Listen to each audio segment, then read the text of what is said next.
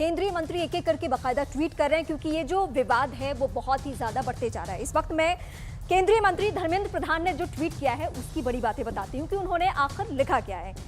Tweet उन्हीं बातों को लेकर या नहीं, इस वक्त मैं यहाँ पे आपको ट्वीट की महत्वपूर्ण बातें बताती हूँ कि उन्होंने क्या लिखा है। भारत भाग्य विधाता जय हो, ये ट्वीट की बातें हैं। जन गण मन भारत भाग्य विधाता, ये धर्मेंद्र प्रधान का ट्वीट है और बाकायदा उसी लेटर को लेकर जिसमें प्रेसिडेंट ऑफ भारत लिखा हुआ है और जिसको लेकर विपक्षी खेमा बहुत ज्यादा हमलावर है। कुछ जगहों से अफवाह भी इस तरीके से सामने आ रही है कि शायद नाम बदल जाएगा। सरकार ने अभी तक ऐसा कुछ कहा नहीं है, लेकिन ये ट्वीट की बड़ी बातें हम आपको दिखाते हैं। धर्मेंद्र प्रधान, केंद्रीय मंत्री, जनगण मन अधिनायक जय हे, भारत भाग्य विधाता जय हो, हैशटैग में वही है प्रेसिडेंट ऑफ भारत।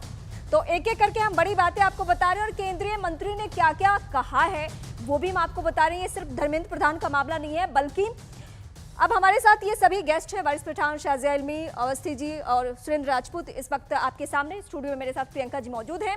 शाजिया जी, एक आरोप आप पर भी लगते रहा है, हालांकि विपक्षी खेमा के लिए सवाल यह है कि हर बड़े मौके पर यह विवाद या सियासत करना शुरू कर देते हैं, लेकिन आपके बारे में यह कहा जाता है, जो कि विपक्षी खेमे का आरोप है या कुछ लोग भी ऐसा कहते हैं कि आप बड़े मौके पर विपक्ष को साथ लेकर नहीं चलती हैं। क्या यह भी सच्चाई है? अरे विपक्ष अपने साथ ही खुद नहीं चल पा रहा है, उनको साथ लेके कौन चलेगा? आप हालात देख रहे हैं क्या हो रहा है। उदयनिधि जी के बयान पर आपने देखा है सबकी क्या प्रतिक्रियाएं रही हैं, उस पर कोई बोल पा रहा है कुछ? और खुद ही अपने सब साथ नहीं तो उनके साथ कौन चलेगा? और उनका एक देखिए एक गोंद है जो उन सबको पूरी तरह से जोड़ के रखता है, वो है मोदी खौफ, मोदी भय। और वो वही जो मैं कह रही थी ना, हवाइयां हैं चेहरों पर दिख रही हैं, वो वही हवाइयां हैं। क्योंकि वन नेशन वन पोल की जब बात आई, कमेटी बाकायदा बनी और ये पुराना मैनिफेस्टो रहा है 2014 से, क्या हुआ? पूरी तरह से सकपकाहट।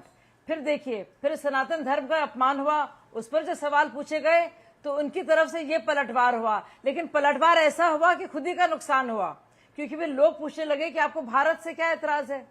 तो आप देख रहे हैं किस तरह से अपने ही जाल में फंस रहे हैं, ज्यादा चालाकी करके अपने ही जाल में फंसने वाली मैं आपके पास आती हूँ। मेरा सवाल ये इसलिए था कि G20 एक बहुत बड़ा आयोजन है, सरकार के स्तर पे इसे ना देखें, हम भारत के स्तर पे देखें, हम सबसे पहले भारत को लेकर आगे बढ़ते हैं। और इसलिए मैंने ये आपके सामने सवाल रखा कि आप ही बड़ा दिल दिखाइए और विपक्षी खेमा अगर राजनीति कर भी रहा है तो मौका मत दीजिए। क्या ये संभव है?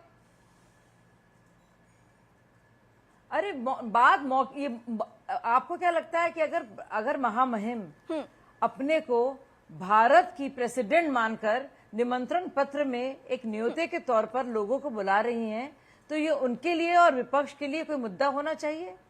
तो मुद्दा तो विपक्ष ने बनाया है, क्योंकि विपक्ष घेरे में है कि सनातन धर्म वाकई में उनके हिसाब से वाकई में मलेरिया है और उसको खत्म करने की, इराडिकेट यानी कि पूरी तरह से खत्म करने की, नेस्त नाबूद करने की जरूरत है। इसका जवाब दे नहीं पा रहे तो उन्होंने इस पर अटैक किया कि क्या आपको लगता है कि इसकी गुंजाइश थी? जरा से भी। हमारा संविधान बहुत क्लियरली इस बात को बताता है। मैं बात पुराणों की नहीं करूंगी, ना मैं ऋग्वेद पे जाऊंगी, ना मैं बताऊंगी आपको कि क्यों हिंदू नाम पड़ा, लेकिन एक बहुत साधारण सी बात है, जब देश का संविधान कहता है इंडिया दैट इज भारत जी, और इंटरचेंजेबली यूज होता है हिंदी के अनुवाद में, तो आप बताइए क्या उनको गुंजाइश थी? क्यों तिलमिला उठे जब देखा? क्यों इंडिया पे ले आए? क्यों आप ही के सवाल के साथ मैं सुरेंद्र राजपूत के पास जाती हूँ। सुरेंद्र जी, आज एक और भी बात सामने आया, कोई भी इंडियन सीरियसली।